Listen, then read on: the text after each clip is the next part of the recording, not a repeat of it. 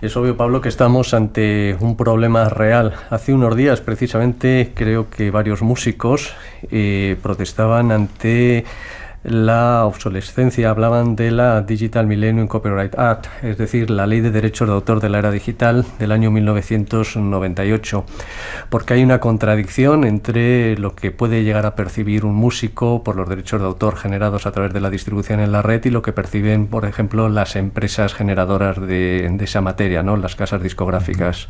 Sí, bueno, de hecho, lo que estamos es en un replanteamiento completo del concepto de propiedad, que es lo que comentábamos también antes, es decir, y todo esto más a colación además de un ensayo de un famoso economista, Jeremy Rifkin, que habla de que vivimos en la era del acceso, donde hemos pasado de la disyuntiva vendedor-comprador a la de proveedor-usuario. Entonces esto es realmente muy importante, y sobre todo porque él habla del leasing, que es un fenómeno mucho más conocido quizá, y desde luego bueno, es sin duda muy interesante, porque realmente la idea de derechos de autor es un tema muy delicado, muy complejo, y donde hay, en fin, muchas opiniones encontradas, pero es que realmente estamos asistiendo a un cambio muy drástico de la idea de qué es la propiedad en todo esto. La propiedad tanto del artista como del usuario, es decir, porque realmente tú te descargas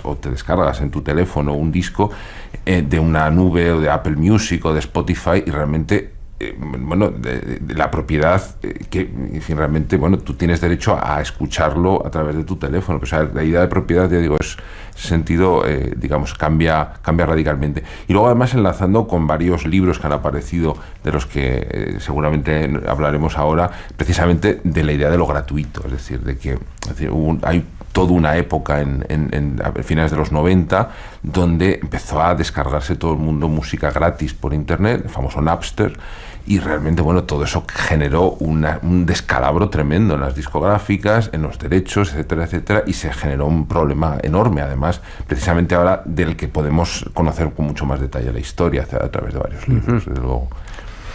David, esto está cambiando también la forma de uso de la propia música, tiene consecuencias sobre el consumo. Por ejemplo, creo recordar que el Metropolitan, que hizo una gran inversión tratando de difundir sus producciones a través de las redes y particularmente el cine, ahora encuentra como contrapartida problemas de la audiencia física que acude al teatro. Claro, y ese es un poco, eso es en la línea de lo que yo estaba comentando antes. O sea, no debemos olvidar que la experiencia en directo es fundamental.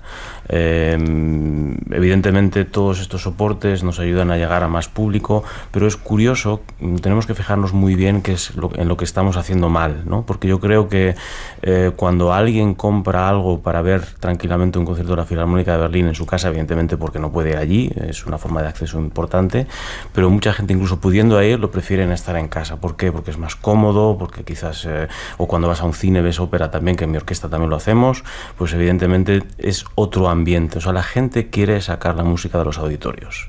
Y entonces yo creo que esto es un mensaje fundamental. Evidentemente en los auditorios tiene que haber los conciertos que ha habido siempre, para el público que ha habido siempre, eso no tenemos que olvidarlo. Pero sí que tenemos que buscar otros. Hay orquestas que lo están haciendo, por ejemplo, y por plazas mayores, como está haciendo la Orquesta Sinfónica de Valladolid, o como están haciendo muchísimas otras orquestas que sacan la música a la calle. Pero yo sé, porque soy profesional de orquesta, también sé que al profesional le cuesta también todavía hacer este tipo de cosas.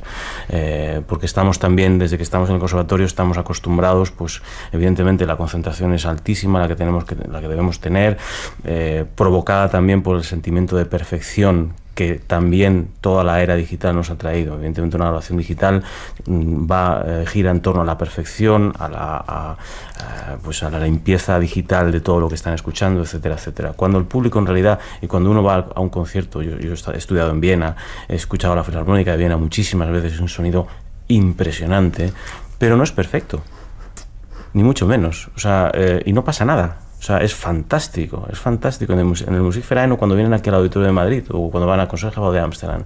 Es fantástico esa experiencia. Entonces, el músico también vive preso un poco de esa era digital, de la perfección, de lo limpio, de la limpieza, y no vivimos en una sociedad así. Vivimos en una sociedad donde vemos la música pop lo ha entendido muy bien, qué es lo que hay que hacer en un concierto pop. Nosotros hace poco con mi orquesta también tocamos esto que ha girado también por London Symphony y otras orquestas europeas, que es la música de Final Fantasy, del videogame, y bueno, pues era un público que jamás había estado en Conserjeval, y fue impresionante.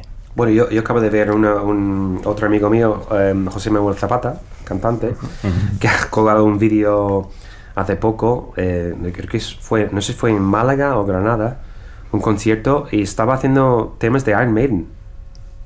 Él cantando, o sea, flipante. Yo pensaba, por fin están, o sea, con una orquesta de música clásica, entre comillas, haciendo temas de Iron Maiden.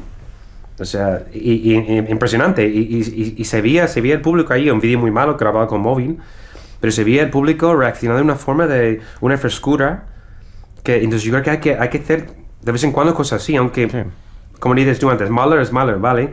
Pero también se puede hacer cosas novedosas, ¿no? La dificultad está quizás en pasar a la gente que le gusta Iron Maiden y ver a una orquesta sinfónica tocando Iron Maiden a que intenten valorar también lo que es escuchar Mahler. Entonces yo creo que ahí es el paso donde las redes sociales son fundamentales, porque todo el mundo lo recibe en su teléfono de una manera cómoda, todo el mundo puede asomarse sin necesidad de pasar por el trago, entre comillas, de ir a un auditorio, de no aplaudir entre tiempos, etcétera, etcétera, de no toser, de apagar tu teléfono móvil, algo que afortunadamente ya está cambiando en muchos sitios, pero es importante que nos demos cuenta que tenemos que de alguna manera establecer esa sensación, ¿no? Tenemos que salir a buscar a la gente a través de estos canales para que escuchen lo que es la música en directo, todo tipo de música.